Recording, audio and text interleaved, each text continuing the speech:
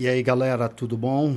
Pessoal, seguinte, vamos fazer aqui um pré-prova para vocês aí, né? Dessa avaliação específica 2 de literatura só, né? Que não é língua portuguesa. A gente vai trabalhar basicamente aí aqueles textos que nós fizemos e que nós combinamos em sala, tá? Então a prova é sobre aqueles textos. Vamos dar uma olhadinha no primeiro texto. Tá? Esse primeiro texto aqui é do Graciliano Ramos. E o que vocês têm de entender aqui nesse texto é que ele, na verdade, não é uma obra de ficção. Isso aqui é um documento escrito por ele enquanto ele era prefeito.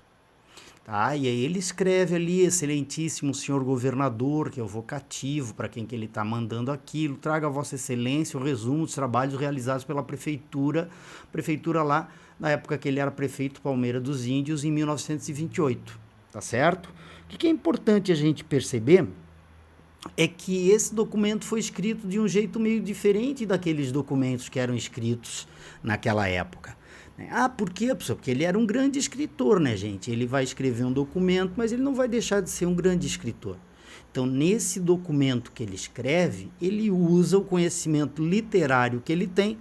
E daí o que acontece? O texto fica com cara de texto literário, tanto quanto cara de documento.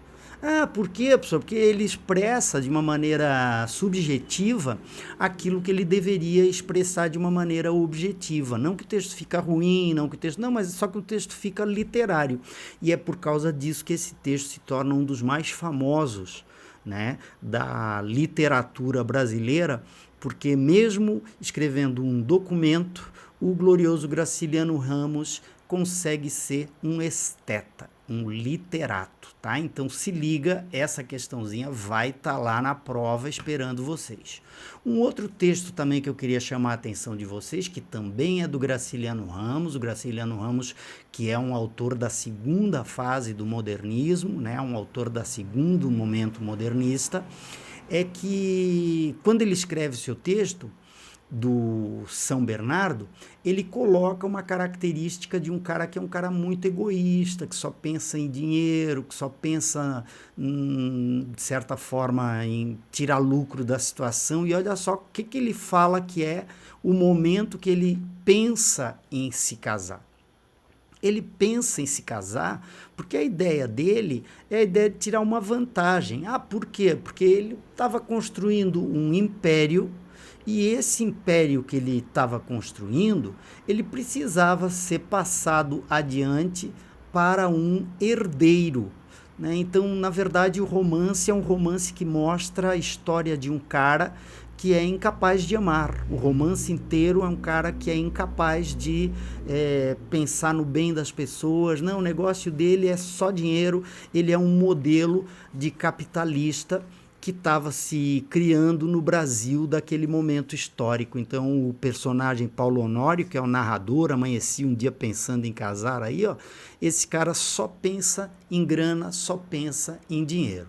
Tá? O outro texto que a gente vai ver já não é, de novo, não é um texto de ficção, é uma recordação de infância, de um momento em que o Graciliano sofre muito, porque ele era criança, e acabou tendo um episódio ali que ele ficou cego durante um tempo, né? E é interessante a gente perceber que todo mundo olhava para ele meio que como se fosse assim, sabe? Ai, um doente, um leproso, uma pessoa que não desse para encostar. E ele retrata isso com muita objetividade, com muita riqueza de detalhe, mas em nenhum momento ele descamba para a autopiedade ali. Né? Ele nota que até a mãe dele ali, ó, até a mãe dele, né, manifesta antipatia por ver o filho naquele estado, sabe? Acha, o que fez esse condenado do diabo aí, o que acontece com essa criatura e tal.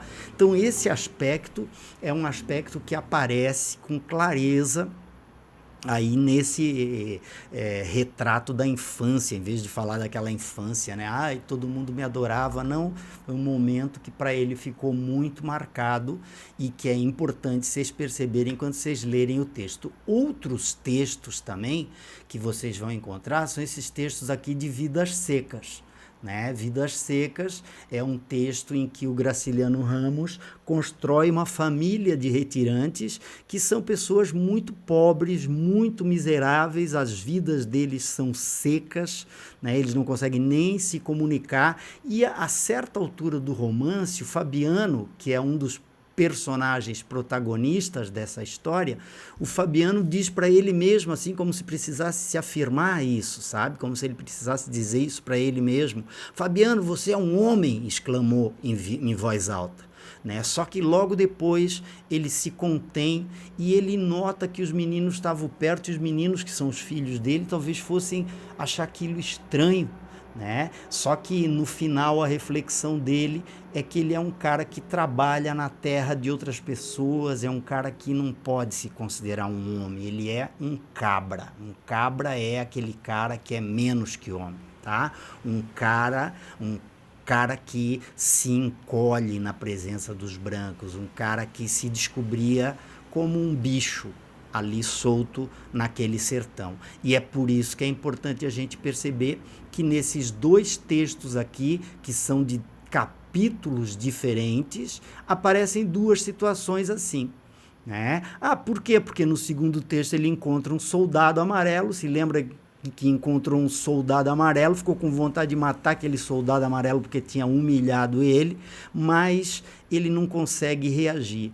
Né? Então, nem ele mesmo se considera um homem, nem ele mesmo se considera um sujeito digno dessa vida, tá? Dessa existência, tá certo? Então, são esses os textos do Graciliano Ramos, grande autor da segunda fase do modernismo brasileiro, do regionalismo modernista brasileiro de segunda fase.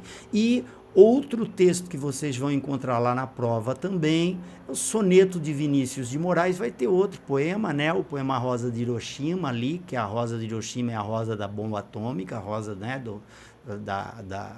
a explosão da bomba atômica, aquele coquetel atômico imenso, lembra, na visão do Vinícius de Moraes, uma rosa, né, a rosa da bomba atômica. Mas vocês vão encontrar também algumas questões sobre esse soneto. A primeira coisa que eu quero lembrá-los é que o soneto, ele é marcado por essa forma poética aqui, ó. O soneto tem 2 quartetos e tem 2 tercetos, 2 estrofes de 4 versos e 2 estrofes de 3 versos. Então as questões vão dizer respeito a esse formato poético. Esse formato poético é novo? Que nada, esse formato poético é lá do Renascimento, século XVI, século XV, século XVI.